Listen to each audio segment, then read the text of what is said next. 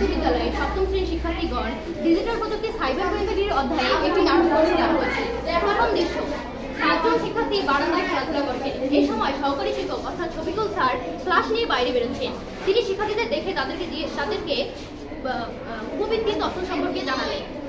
এবার সহকারী শিক্ষকের আগমন।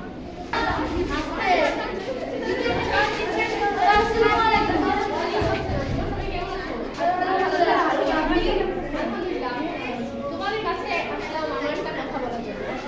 তা তোমরা কি উপবৃত্তি পেয়ে গেছো? আজকে মনে হয় আসবে, তোমাদের বাসায় এসে গেছে।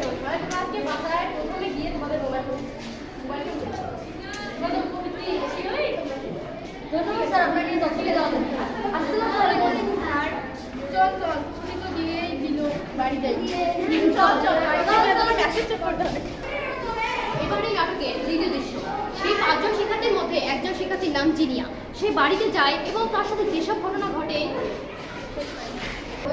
বাবা, তোমার ফোনটা একটু দাও তো। কিন্তু কেন? বাবা, স্যার আজকে বলেছে যে উপবৃত্তি পাওয়ার সময় নাকি হয়ে গেছে, তাই স্যার বলেছে আমি মেসেজ চেক করতে। বাহ, এ তো দারুণ খবর। এই নাও, মোবাইল ফোনে তোমার মেসেজ চেক করো। জিনিয়া ফোনে মেসেজ চেক করছে। এই সময় তার ফোনে হঠাৎ একটি কল এলো।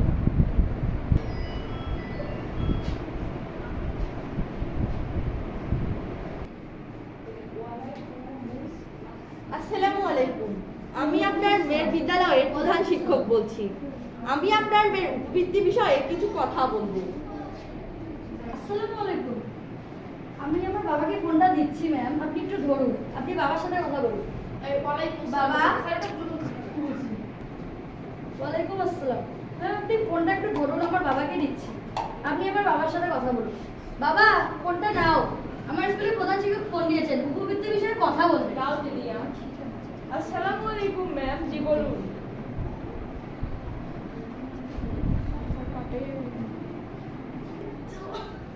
ওয়ালাইকুম আসসালাম। আচ্ছা, আপনার মেয়ের যে উপবৃত্তি পাওয়ার কথা তা আপনার বিকাশ অ্যাকাউন্টে একটি সমস্যা থাকার কারণে যাচ্ছে না। দয়া করে আপনার বিকাশ অ্যাকাউন্টের 3 নম্বরে শেষ 2টি নম্বর বলুন, আমরা চেষ্টা করছি। ও আচ্ছা, ধন্যবাদ স্যার আপনাকে আমার বিকাশ অ্যাকাউন্টের সমস্যাটি আমাকে জানানোর জন্য। আমার বিকাশ অ্যাকাউন্টের পিন নম্বরের শেষ 2টি সংখ্যা হচ্ছে 5 ও 7। আচ্ছা, আমি আপনার অ্যাকাউন্টের সমস্যাটি ঠিক করার চেষ্টা করছি। আসসালামু আলাইকুম। ওয়ালাইকুম আসসালাম, ধন্যবাদ। বাবা, ম্যাম কি বললেন? আর তুমি কাকে স্যার বলছিলে? আমাদের স্কুলের প্রধান শিক্ষক তো ম্যাম। কি সর্বনাশ, তুমি কি বলছো? আমি তো তাকে আমার বিকাশ অ্যাকাউন্টের পিন নম্বরের শেষ 2টি সংখ্যা বলে দিলাম, এবার কি হবে? হ্যাঁ বাবা, আমি প্রথমেই সন্দেহ করেছিলাম, কিন্তু কিছু না ভেবেই তোমাকে ফোনটি দিয়ে দিয়েছি। আচ্ছা, এবার মনে হচ্ছে ওই প্রতারক আমার ফোনে সব টাকা আত্মসাৎ করবে। আমি এখনই তোমার বিদ্যালয়ের প্রধান শিক্ষিকাকে ফোন করছি, দেখি কি করা যায়। জি বাবা, তুমি তাই করো, তাড়াতাড়ি।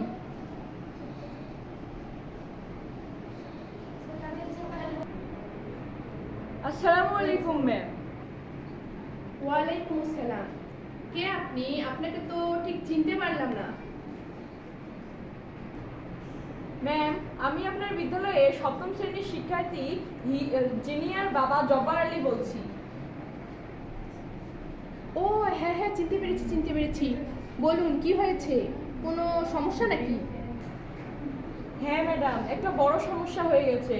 আমাকে কেউ একজন ফোন করে আপনার নাম করে আমার বিকাশ অ্যাকাউন্টের পিন নম্বরের শেষ 2টি সংখ্যা জেনে ফেলেছে ম্যাম। এখন কি করা যায় ম্যাম, আপনিই বলুন। কি? উফ, আমি তো কালই শিক্ষার্থীদের এ বিষয়ে সব সম্পর্কে সচেতন করতে চেয়েছিলাম, কিন্তু তার আগে যে এরকম ঘটনা ঘটবে তা আমি ভাবতেও পারিনি। আচ্ছা ঠিক আছে, আপনি একটা কাজ করুন, আপনি কাল বিদ্যালয়ে আসুন, তারপর দেখি কি করা যায়। ঠিক আছে ম্যাম, আমি কাল বিদ্যালয়ে যাব। আসসালামু আলাইকুম। আচ্ছা ঠিক আছে, আপনি কাল আসিয়েন। ওয়ালাইকুম আসসালাম। বাবা, ম্যাম কি বললেন? কাল ম্যাম একবার বিদ্যালয়ে যেতে বললেন, দেখি সেখানে গিয়ে কি করা যায়। কি রে হবে? দেখো বাবা, তুমি যা ভালো বুঝো করো। হ্যাঁ। এবারে নাটকের তৃতীয় দৃশ্য, আজ জিনিয়ার বাবা অর্থাৎ জব্বার আলী জিনিয়ার বিদ্যালয়ে এসেছেন। জিনিয়ার বাবা জব্বার আলী ও প্রধান শিক্ষকের মাঝে একটি কথোপকথন চলছে। আসসালামু আলাইকুম ম্যাম। ম্যাম আসবো? মামু নাই।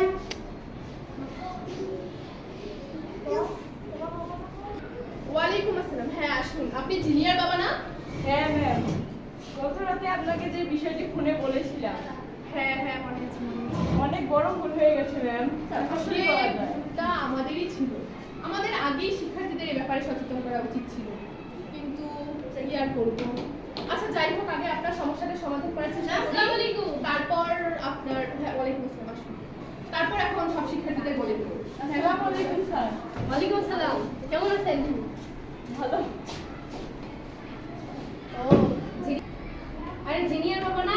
আজকে সকালেই ম্যামের কাছে সব শুনলাম। আচ্ছা কোনো সমস্যা নেই, সব ঠিক হয়ে যাবে। আচ্ছা আমি একটু আসি, আমার দিক থেকে তারা আছে তো ওই মডেল টেস্টের পরীক্ষাগুলো খাতায়। ম্যাম আসসালামু আলাইকুম। তো ভাই, আপনি একবার আপনার বিকাশ অ্যাকাউন্টটা চেক করে দেখুন তো সেখানে কোনো টাকা আছে কিনা। আচ্ছা থাম।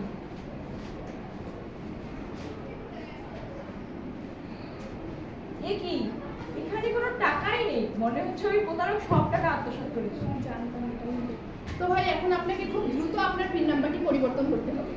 হ্যাঁ, এটা কিভাবে করে আমি তো তা জানি না। কোনো ব্যাপার না, আমাকে দিন, আমি আপনার পিন নাম্বারটি পরিবর্তন করে দিচ্ছি। এই নিন।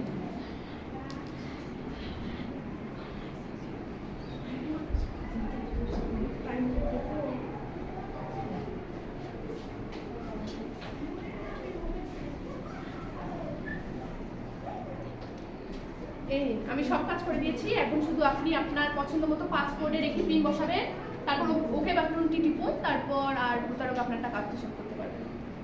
তো অনেক ধন্যবাদ ম্যাম। না না, এ আর এমন কি। আচ্ছা ম্যাম, তাহলে আজকে আমি আসি। আরে এখনই যাচ্ছেন কেন? একটু বসুন, কিছুই তো খেয়ে যান। না, না, না, ম্যাম। একটু চা। না না ম্যাম, আজকে চা তো খেয়ে যান। আজকে থাক ম্যাম, আজকে চা খাওয়া থাক, অন্য একদিন সময় বুঝে এসে। এটা কি বললেন আপনি? আচ্ছা ম্যাম, আসি ম্যাম, আসসালামু আলাইকুম। ঠিক আছে, ওয়ালাইকুম আসসালাম। এবার এই নাটকের চতুর্থ এবং শেষ দৃশ্য। জিনিয়ার বিদ্যালয়ের প্রধান শিক্ষিকা এবার প্রত্যেকটি ক্লাসে গিয়ে শিক্ষার্থীদের এই বিষয়ে সচেতন করছেন। সপ্তম শ্রেণীতে প্রধান শিক্ষিকার আগমন।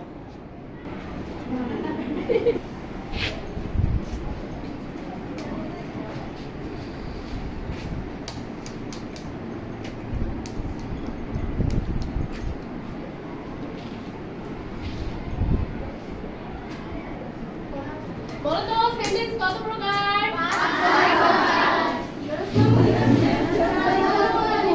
হ্যাঁ, বসো বসো বসো। তোমরা সবাই কেমন আছো?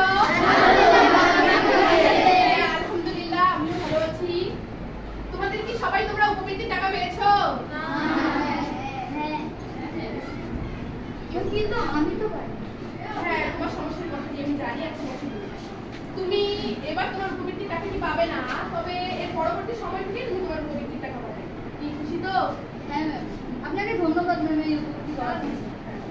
আচ্ছা, তো আমি যে কাজের জন্য আসলাম সেটা হচ্ছে, তোমাদের মধ্যে তো অনেকেই উপবৃত্তি পাওনি, তাই না? তো এর সময় তোমাদেরকে কোনো প্রতারক কিন্তু ফোন দিতে পারে। সে ফোন দিয়ে তোমাদের কাছ থেকে বা তোমাদের বাবা মায়ের কাছ থেকে নানা বাহানায় তোমাদের কাছ থেকে তোমাদের যে পিন নাম্বার আছে সেই পিন নাম্বারটি নিয়ে নিতে পারে। তো তোমাদের যদি পিন নাম্বারটি সে নিয়ে নেয় তাহলে কি হবে তোমরা জানো? তাহলে সেই প্রতারক, তোমরা যে উপবৃত্তির টাকাটি পাও সেই উপবৃত্তির টাকাটি তোমাদের কাছে না এসে ওই প্রতারকের কাছে চলে যাবে। তাই তোমরা কখনোই তাকে পিন নাম্বার দিবে না। সে ফোন করে তোমাদেরকে এরকম বলতে পারে যে আমি বিকাশ কর্তৃপক্ষ থেকে ফোন করছি, দয়া করে আপনি কিছু সাহায্য করুন, না হলে আপনার অ্যাকাউন্ট বন্ধ হয়ে যেতে পারে। তো তোমরা যখনই এই ধরনের কথা শুনবে তখনই বুঝে নিবে যে সে একটা প্রতারক আর তোমরা প্রতারকের সাথেই কথা বলছো। তাহলে কখনো তোমরা তখন তাকে পিন নাম্বারটি জানাবে না। কি জানাবে তোমরা? হ্যাঁ, আর একটা কথা তোমরা মনে রাখবা যে বিকাশ কর্তৃপক্ষ কখনো গ্রাহকের কাছে ফোন দিয়ে তাদের কাছ থেকে কোনো পিন নাম্বার বা ব্যক্তিগত তথ্য জানতে চায় না। তাহলে তোমরা কি মনে রাখবা? মনে রাখবা যে বিকাশ কর্তৃপক্ষ কখনো গ্রাহকের কাছে ফোন দিয়ে তাদের কাছ থেকে কোনো তথ্য বা পিন নাম্বার জানতে চায় না। আচ্ছা, আশা করছি আমার কথাগুলো তোমরা ভালোভাবে বুঝতে পেরেছো, কি তাই না মিঠা? বুঝতে পেরেছো? আচ্ছা ঠিক আছে, আমি তাহলে আসি। হ্যাঁ,